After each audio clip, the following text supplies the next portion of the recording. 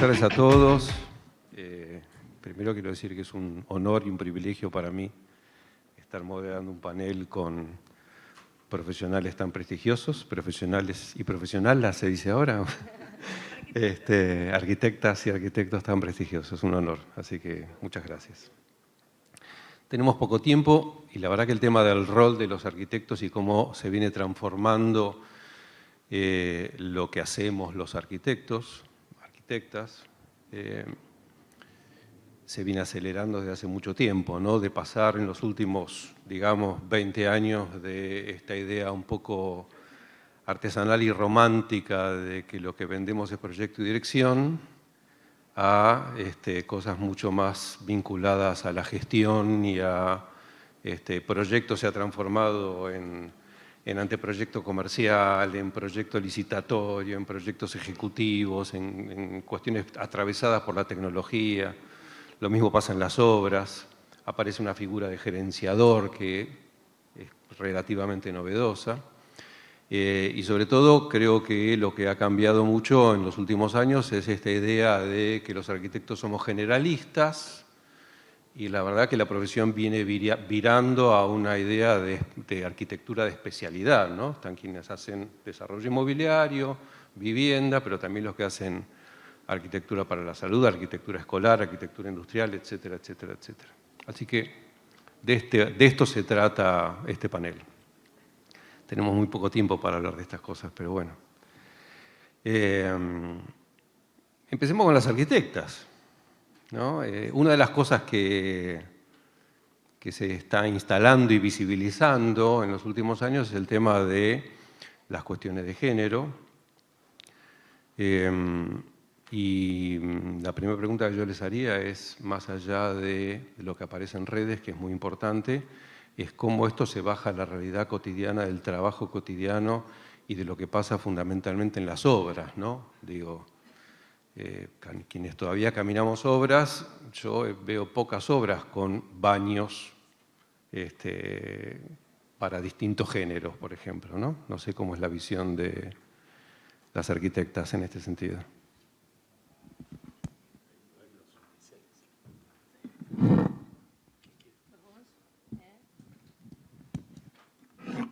Hola, ¿qué tal?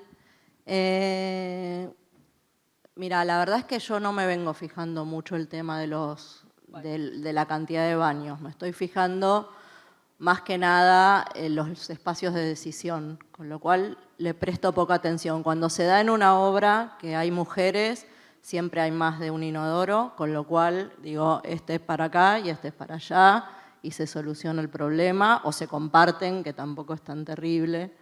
Así que, bueno, un poco eso. ¿Y en las cuestiones de decisión cómo estamos? Y en las cuestiones de decisión, la profesión en general no tiene incluidas a las mujeres en los lugares que se otorgan cargos, que se arman comisiones directivas. O sea, las mujeres progresan como empresarias independientes, pero en los lugares donde los cargos se eligen, prácticamente no tienen acceso. Eso tiene que ver como en la docencia, en las instituciones, en los colegios. Pero bueno, se está empezando a tratar de entender, visibilizar. Me parece que hay como una intención de corregirlo. Perfecto. Bueno, nosotros en obra, desde que nosotros empezamos a trabajar, yo creo que las mujeres han empezado a trabajar más en obra. En este momento, por ejemplo, venía pensando antes, cuando venía para acá, el estudio nuestro, por ejemplo, hoy tiene un 75% de mujeres y un 25% de arquitectos hombres. Y tenemos en obra dos buenas arquitectas que están haciendo dirección. Hay muchas mujeres que están trabajando en seguridad y higiene también en obra, con lo cual ya se ve mujeres en la obra. Coincido con lo que dice Silvana, probablemente está costando mucho que estén en lugares de toma de decisiones, pero creo que eso de a poco va a ir cambiando y creo que es parte de nuestro trabajo, es empezar a cambiar esta actitud frente a las mujeres y que empiecen a tomar posiciones de liderazgo, ¿no? Y de toma de decisiones. Y para eso hay que trabajar mucho. Creo que desde varias instituciones se está haciendo este trabajo. Nosotros, bueno, con Silvana pertenecemos a una red de arquitectas mujeres que se llama soyarquitectas.net. Y nuestro trabajo es día a día tratar de empoderar a las mujeres, hacer visible su trabajo. Y uno de los proyectos que acabamos de terminar justo ahora el 30 de marzo, que fue el primer premio nacional de Soy Arquitectas, que tuvimos 313 postulaciones, porque otra de las cosas que decidimos fue que existiera la posibilidad de que una arquitecta postulara a otra arquitecta, porque también lo que pasa muchas veces es que sienten que el trabajo que tienen o la tarea que hacen o lo que tienen no es suficiente o no tiene la calidad para presentarse a un concurso. Entonces se nos ocurrió que el tema este de la nominación era muy bueno. Se armó un jurado internacional de también arquitectas de Brasil, Estados Unidos, Montevideo y Paraguay. Y se premiaron el 30 de marzo con una beca que sacamos del Fondo Nacional de las Artes en la casa de Victoria Ocampo, justamente. Se entregaron los premios, entregamos 38 premios divididos en 6 categorías, porque también la otra cosa que descubrimos es que las mujeres tenemos ese multitask y que varias desarrollamos muchas actividades, no solo, en mi caso, proyecto y dirección. Entonces armamos 6 categorías de activistas. Hay muchas mujeres que están justamente haciendo esto, tratando de visibilizar el trabajo de las mujeres, así que nos parecía muy importante premiar a ellas. Formadoras, sabemos todos los que están en la UBA o en cualquier universidad, la mayoría de las docentes son mujeres, y volviendo al tema de los cargos, ninguna es titular de una cátedra de diseño, pero yo creo que si las mujeres harían un paro, la UBA se pararía, porque quedarían solo los titulares. ¿Okay? Entonces también se nos ocurrió dar un premio a las formadoras, las llamamos formadoras. Bueno fue, dimos premio a las desarrolladoras, y fue increíble porque hay muchas más desarrolladoras de lo que nosotras imaginábamos. Hay mucha gente en el interior, muchos estudios en el interior que están trabajando, mujeres que están desarrollando sus propios emprendimientos. Ganó un equipo de Rosario pero así con una arquitectura muy preciosa.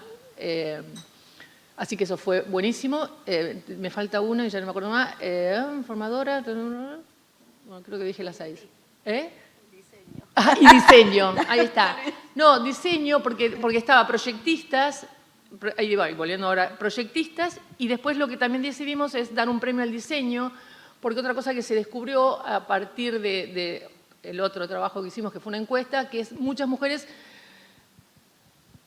se dedican a la arquitectura desde el diseño de objetos, diseño de interiorismo, diseño de joyas, diseño, digamos, aplican todo lo estudiado en la universidad y lo aplican al diseño, y nos pareció que también eso debería visibilizarse. Así que bueno, un poco eso es lo que pienso, que hay mucho laburo para hacer, pero lo que nos llamó muchísimo la atención es que hay muchas mujeres haciendo cosas muy, muy, muy interesantes. Perfecto, sin duda que eso pasa. Esperemos que muy pronto estén en los lugares de decisión que se merecen. Exacto, y voy a nombrar solo otro de esto. Hay uno que también nos llamó mucho la atención. Hay unas arquitectas en el sur desarrollando ladrillos de hongos, a partir de hongos. Que es un trabajo increíble lo que están haciendo. Increíble. Silvana, ¿ibas a decir algo? No, yo iba a decir que el otro proyecto tenía que ver más con lo institucional, que es como para empezar a producir un trabajo de reparación y de conciencia. Lo que se hizo durante todo el año pasado junto al CONICET fue levantar una encuesta de la situación profesional de las arquitectas en toda la Argentina, que se presentó en el CEPAU la semana pasada y que va a estar a disposición de quien la quiera para poder empezar a reparar y funcionar como se funciona en el mundo y cómo se funciona en los espacios políticos reales. Buenísimo. Bueno, muchas gracias. Arquitecto Sandro Ortiz, ¿cómo le va? Tanto tiempo, gran amigo, Sandro. ¿Podríamos ir especialista en arquitectura para desarrollo inmobiliario? Si querés. Que no es un tema menor, ¿no?, en la arquitectura últimamente, porque desarrollo inmobiliario muchos metros cuadrados, digamos, se van por el lado de desarrollo inmobiliario, con lo cual hay mucho trabajo de arquitectos por ese lado. Contanos un poco cómo es tu experiencia en ese sentido desde el punto de vista del rol de la arquitectura, no como desde el punto de vista del desarrollo, sino desde el rol, qué cosas ves que están cambiando, qué nuevas cosas hay, qué pasa con el tema de la tecnología, tanto la tecnología de producción de proyectos como la tecnología constructiva. ¿Qué tal? Buenas tardes a todos. Mira, vamos a empezar con algo general primero. Hace poco la novia de mi hijo, que tiene 18 años, va a empezar a estudiar arquitectura y me pregunta, bueno, ¿y qué onda, che? ¿Esto como de qué viene? Y yo le digo, mira, la carrera está buenísima, lo vas a pasar súper bien, ahora el tema lo tenés cuando te recibís, ¿no? O sea, es una matrícula súper numerosa y además año a año miles y miles de chicos se suman a la competencia, digamos. Y si querés sumarle algo más, en la carrera vas a aprender a diseñar, vas a estudiar historia, estructuras, instalaciones, pero no te van a enseñar cómo conseguir un cliente. Y tampoco te van a enseñar cómo cobrarle a ese cliente. Y la verdad que el desarrollo inmobiliario es una fuente interesante de trabajo para los arquitectos y el que mejor lo expresa es nuestro amigo en común, Dani Minzer, que dice, ¿cuántas personas necesitan arquitectos? Bueno, la respuesta son algunas personas, ¿no? ¿Y cuántas veces necesitan arquitectos esas personas? Algunas pocas veces. Y la otra pregunta que hace es, ¿cuántas personas quieren tener más plata? Y casi todas. Bueno, resulta que ese es el mercado que tienen los desarrolladores, o sea, esas casi todas personas que quieren tener más plata, y de esa manera los arquitectos podemos tener trabajo, porque el desarrollador obviamente va a tratar de hacer tantos negocios como pueda, ¿verdad? Entonces ahí hay una fuente súper interesante de trabajos, y en términos conceptuales hay algunas alineaciones y desalineaciones en la tarea del arquitecto prestando servicios a desarrolladores. Primera alineación, ¿no? La más evidente. Tenés que hacer buena arquitectura, porque finalmente eso que el desarrollador llama producto, no arquitectura, tiene que ser preferible en el mercado para la gente, tiene que ser un aspiracional, de manera que ahí hay una clara alineación de intereses. La otra cuestión es esa cosa, ¿no?, que hacemos nosotros los arquitectos, esos edificios, también tienen que ser perdurables, o sea, en el tiempo. Quizás para los desarrolladores ese atributo, esa condición, responde más al hecho de que después no quieren tener reclamos de los usuarios finales. Y para el arquitecto, obviamente, todos queremos hacer una arquitectura perdurable y que nos trascienda, porque, en fin, para eso estudiamos, ¿no? Y si querés, la desalineación más grande que tenemos como profesionales respecto a esta temática, yo la titularía como restricción presupuestaria, ¿no?, que tanto se estudia en economía. Bueno, fíjate vos que cuando nosotros cursamos en diseño, en arquitectura, en todas las facultades, te dan diferentes temáticas. Tenés típico museos, vivienda social o lo que sea, pero nunca te hablan de un presupuesto. Bueno, ¿cuánto va a costar? ¿Cuánto tiene que costar ese museo? ¿Cuánto tiene que costar esta vivienda social?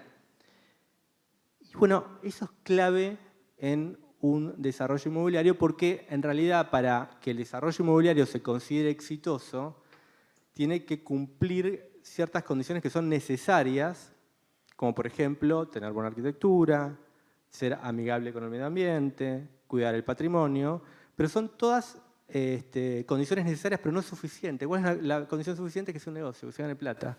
Con lo cual, los arquitectos tendríamos que saber mucho de costos, y además tenemos el problema adicional, que lo mencionaron al principio cuando presentaron el panel, de que estamos en un entorno superinflacionario. Voy a bajarle el tema, ¿no? El tema de la inflación impacta mucho Con lo cual yo te diría que, como para no cerrar y dejar un poquito de tiempo al resto de los disertantes, el tema es aprender un lenguaje, ¿no?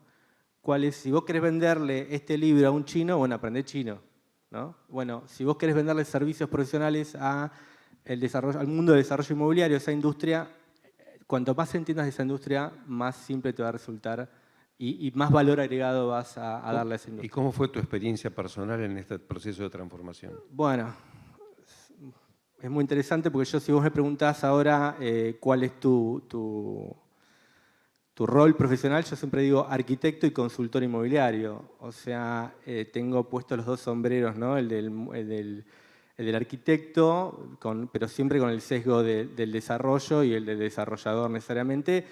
Y vos sabés que tenemos una vocación de formación de desarrolladores. No quería dejar pasar algo que mencionaban las chicas respecto del rol de las mujeres y del protagonismo. ¿Te refieres a las arquitectas? Las arquitectas, perdón. Yo digo chicos y chicas a todo el mundo, igual. Y esto es que cuando nosotros dictamos los cursos de desarrolladores, más del 50% de los asistentes, de los alumnos, son mujeres. Con lo cual, definitivamente es una cuestión de poco tiempo como para que ocupen lugares o posiciones de poder, digamos. Paula, ¿tenés micrófono? No, quería hacer algo con respecto al tema de los costos y los arquitectos y la fama que tenemos siempre de no saber de los costos. Probablemente cuando uno sale de la facultad no sabe de costos, cualquiera que después esté trabajando en un estudio y tenga un estudio aprende los costos, porque si no, no puede seguir laburando.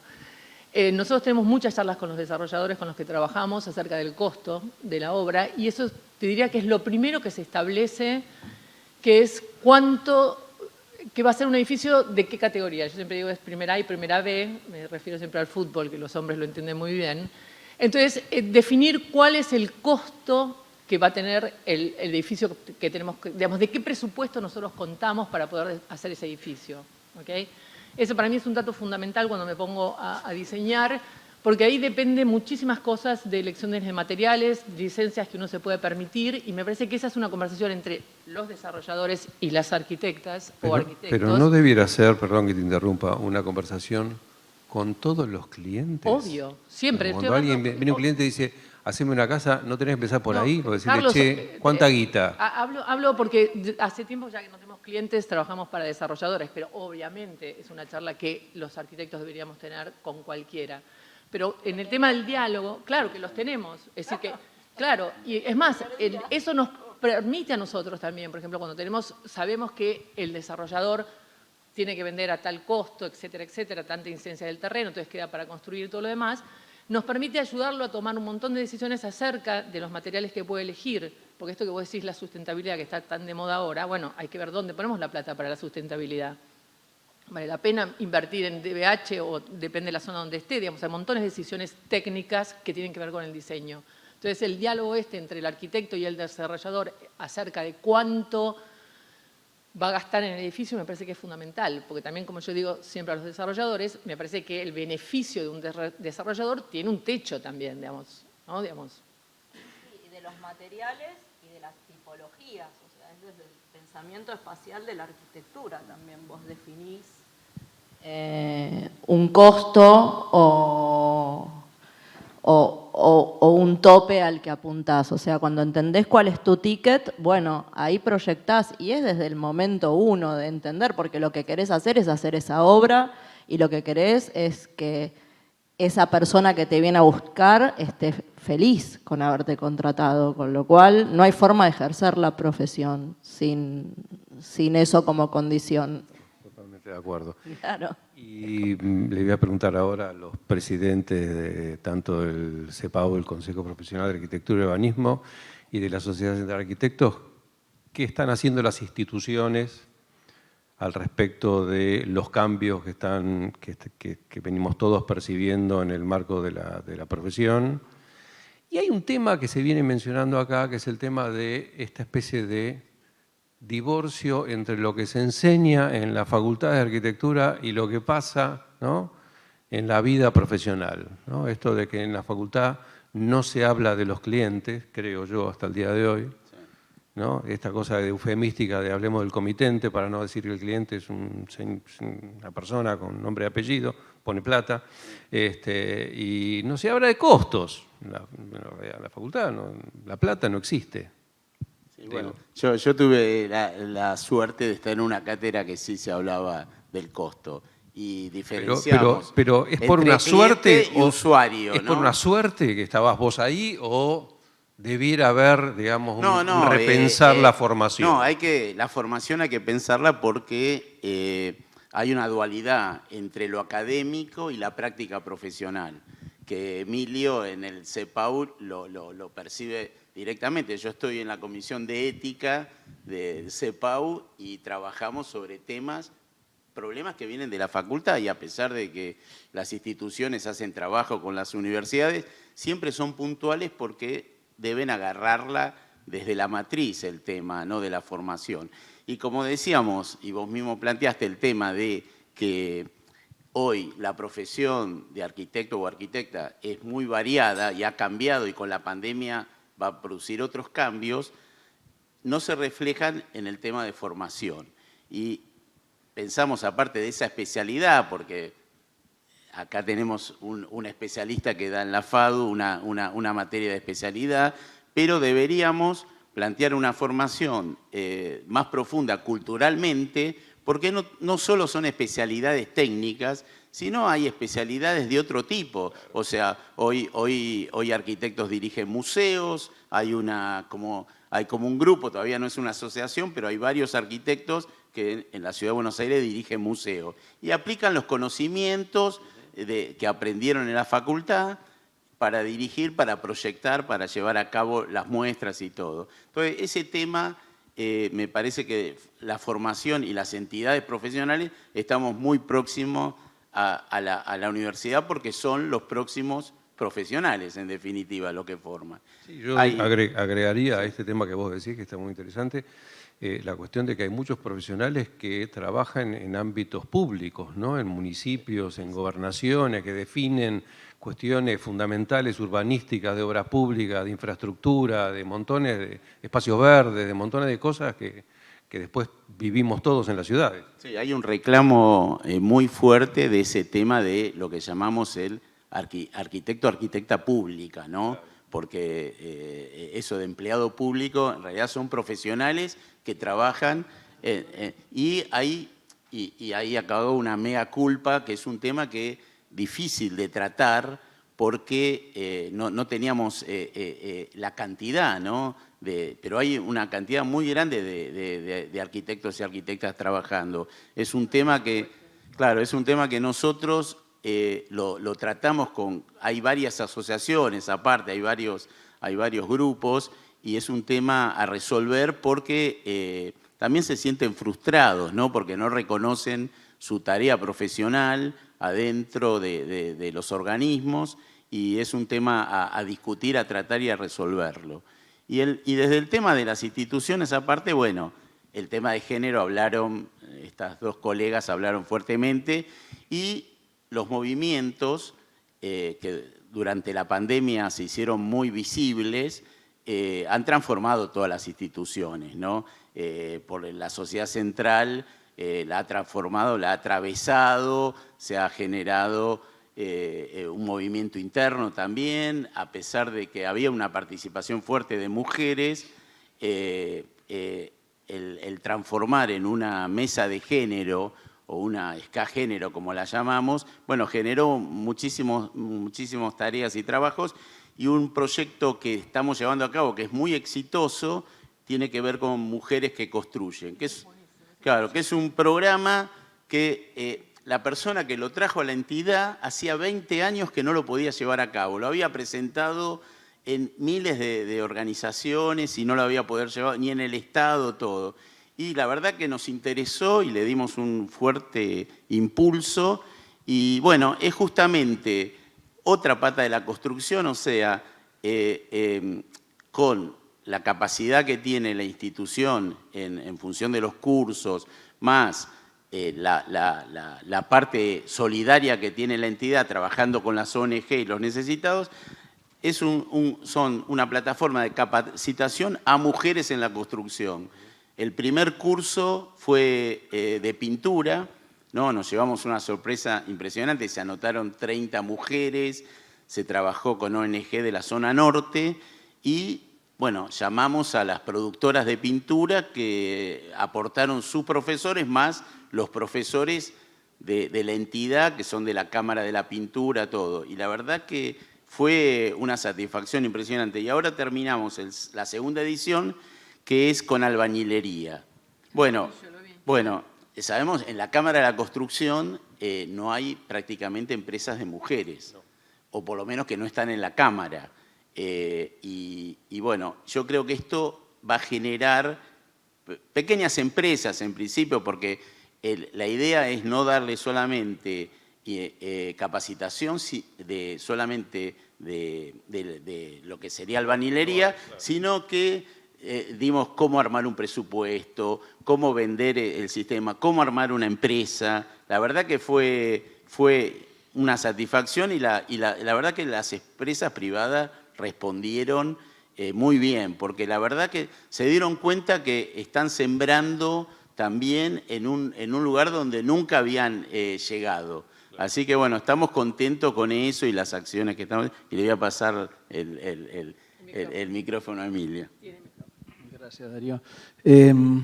Yo, retomando un poco el inicio de tu pregunta que nos dirigías a ambos, tomándolo por el lado de la formación y la educación, yo en principio siempre pensé que la universidad es informativa y el que se forma es el alumno, o sea, se forma uno, no deja de ser una cosa que tiene que ver con una cuestión ideológica. Hay que entender la realidad en la que estás metido, a qué te querés dirigir, y la facultad te da un muestreo de información enorme. Uno va decidiendo en qué cosas va abrevando mejor. Y obviamente recuerda, después de los años, los mejores o peores profesoras o profesores que tuvo, las cosas que más te llegaron. Pero yo lo que siento a esta altura del partido es que uno se va formando como realmente la visión que tiene de la realidad.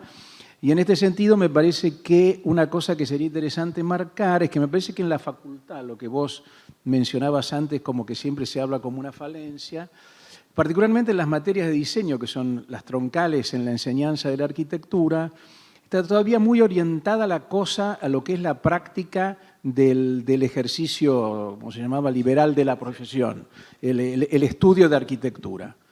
Y está muy marcado en muchas cátedras la búsqueda del genio, la búsqueda de la genialidad, la búsqueda del destacado, la búsqueda de la excelencia. Yo personalmente lo que quiero transmitir, y es algo que también lo vivo profesionalmente, y bueno, los que estamos ahora en el consejo profesional, porque a veces uno decide tomar estos rumbos en las instituciones que nos debemos devolverle tiempo a tanto que nos ha dado una profesión tan extraordinaria como esta. El tema de la identificación del genio, a mí me parece que particularmente en la facultad, yo siempre creo que los genios se cuidan solos.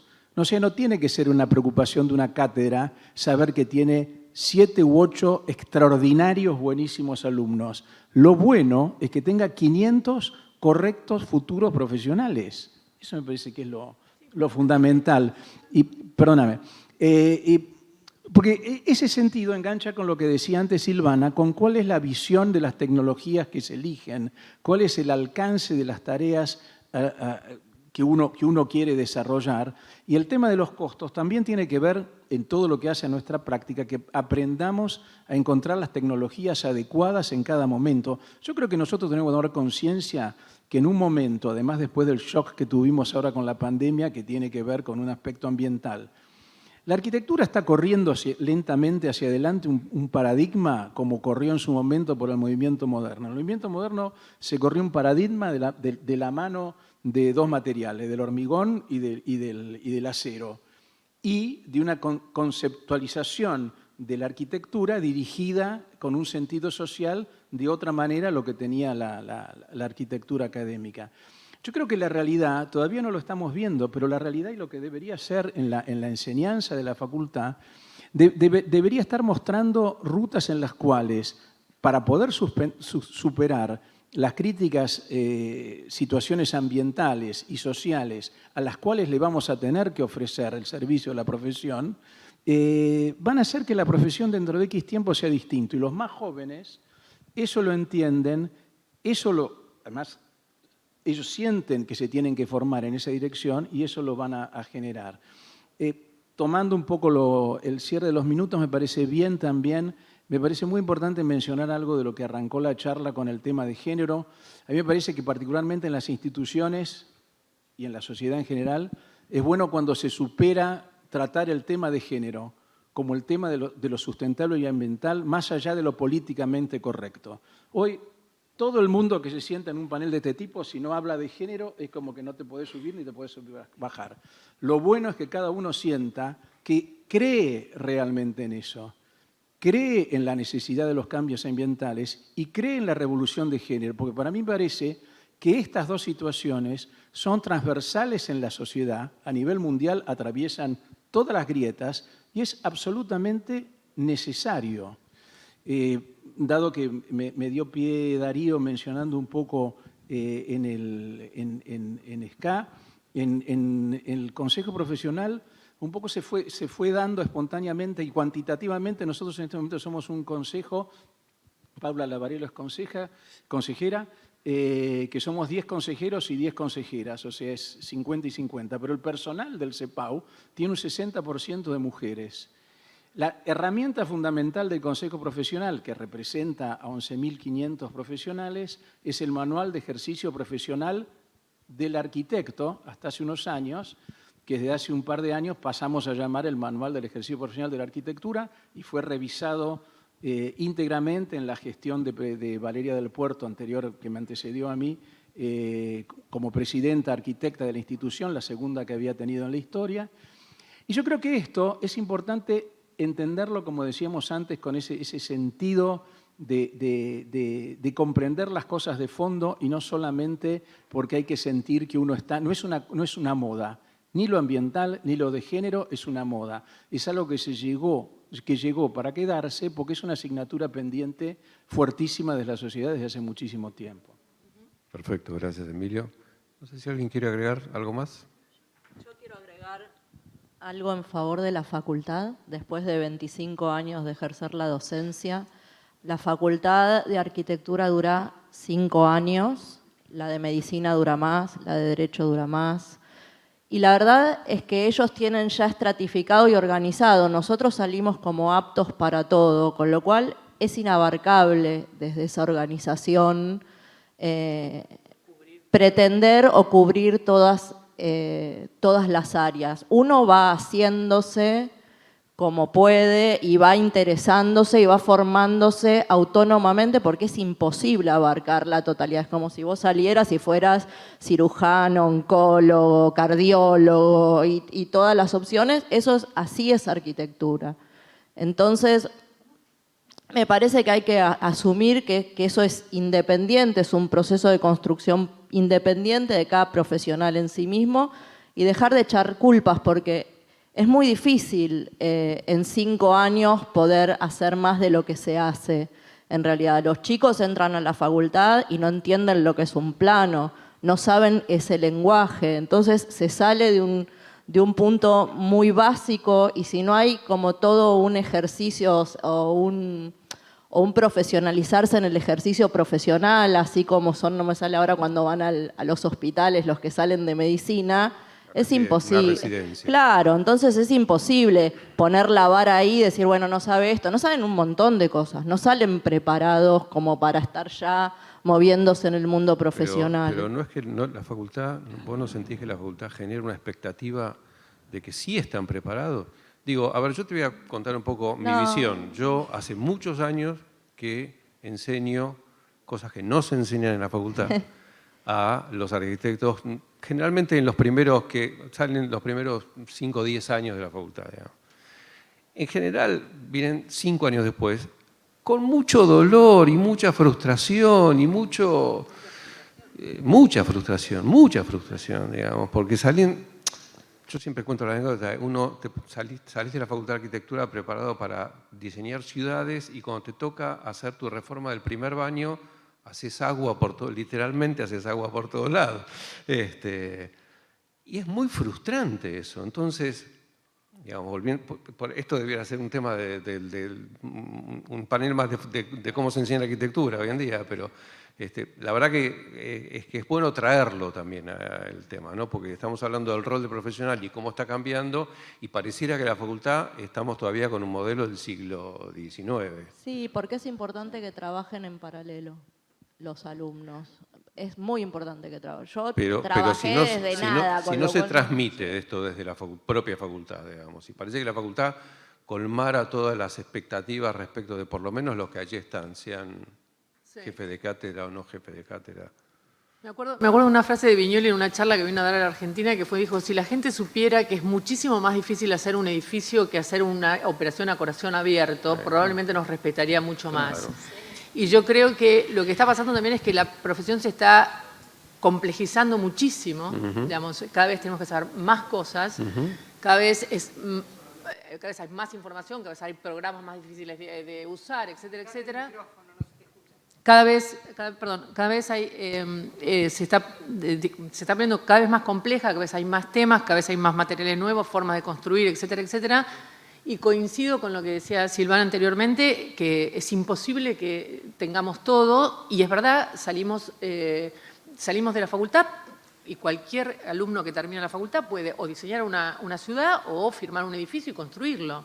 Entonces, tal vez habría que repensar un poquito el tema de la educación de la arquitectura y, no sé, especializarnos en arquitectos para iluminación, arquitectos para construir, arquitectos para diseñar, digamos, como hacen los médicos, ¿no? Pero fíjate vos que eso ocurre en la realidad. Un poco lo que decía Carlos, ¿no? Tenemos como el estigma de una educación generalista cuando en realidad en el mercado lo que ocurre es que hay profesionales que se especializan, particularmente en lo que me dedico yo, el que hace oficinas no es el mismo que hace el arquitecto que hace residencial, el que hace retail, etcétera, ¿no? Con lo cual eso ocurre en la realidad. Por supuesto que coincido con vos que la complejidad de la disciplina, 5 años es verdad que quedan un poquito cortos, pero bueno, por ejemplo, nosotros ahora con Damián Tagman tenemos una electiva, ¿no?, de desarrollo inmobiliario, y hay otras selectivas que de cualquier otro tema, ¿no? Con lo cual me parece que eso es el puntapié para que después los alumnos encuentren una orientación y puedan seguir un posgrado. Yo siempre digo que en este momento en la historia es imposible después desarrollarte profesionalmente con relativo éxito si no te especializas en algo, si no generás valor como profesional, porque vuelvo a lo mismo que dije al principio, al ser una matrícula tan extensa, finalmente cuando salís al mercado estás nivelado en promedio como todos los demás, de manera tal que tenés que tener algún diferencial, y ese diferencial lo das con la especialización, ¿no? Lo que decías vos, el surgimiento de nuevos sesgos de la arquitectura. El project manager no existía hace 20 años. Existía el director de obra, pero la idea del proyectista y director de obra, por ejemplo, en lo que es desarrollo inmobiliario, los profesionales no son contratados nunca, el proyectista y el director de obra no es el mismo rol. Por una serie de cuestiones, entre ellas contrapesos de lo que decíamos antes de la restricción presupuestaria, y eso generó una especialización en los profesionales, ¿verdad? Este tema de la formación merece un congreso, ¿no? Porque la verdad que, o sea, todos vemos... Por lo menos una mesa amplia. Sí, hay que discutirlo porque el tema de lo que antes hacía uno después de la facultad, la especialización, ahora lo entraron como lectiva, pero como lectiva. O sea, no se ve troncalmente y a mí lo que me preocupa también es, aparte de ser arquitecto, mi estudio hace desarrollo, con lo cual me tendría que hablar a mí mismo para preguntarme. Y lo que nosotros hablamos es de la necesidad y el usuario, ¿no? Me parece clave, porque inclusive cuando hablamos con el desarrollador, más allá de la interpretación que hace él del mercado, nosotros pensamos en el usuario final, o sea, ¿quién va a usar esa unidad? ¿Cómo la va a usar? Y con el tema del COVID, evidenció los problemas que hay en la ciudad. Entonces, eso apareció algunos temas, pero van a aparecer otros más adelante que tienen que ver con el hacinamiento de la ciudad, esto que decía hoy Misner, que no crece, la ciudad no crece, pero hay un montón de construcción. Entonces, bueno, uno empieza a estudiar y hay más departamentos de un ambiente. Eso es porque hay mucha construcción y hay la misma población. Bueno, son temas que las instituciones están estudiando, discutiendo y proponiendo.